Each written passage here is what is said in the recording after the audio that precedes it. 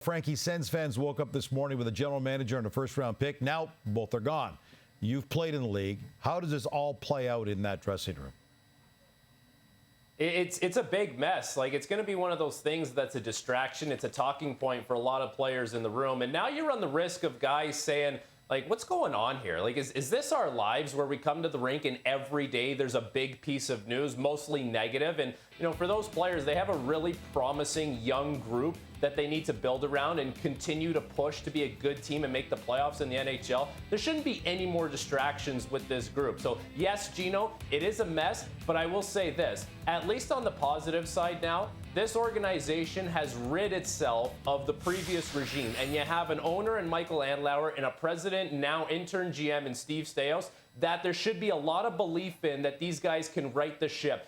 Gone are the days where the regime of the Ottawa Senators is embarrassing the National Hockey League and other teams in the process. Yes, it's a mess, but there should be steps forward in the right direction with who's in charge of this team now. And that's the key. You want to know who's in charge. As you mentioned, Staios is the interim general manager. You know their roster. What do the Sens need to look for in a long-term replacement?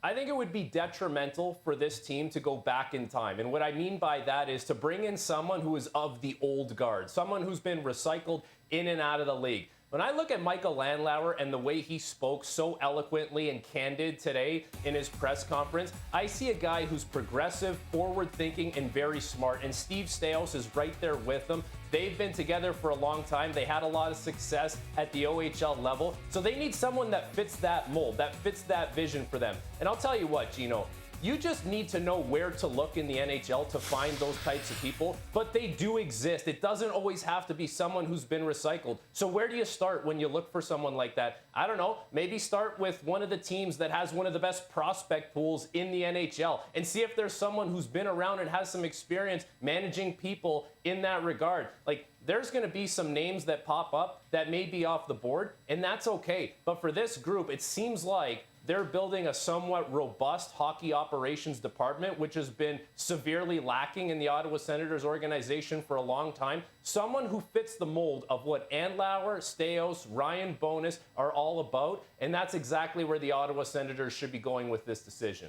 The only good news, they've got nowhere to go but up.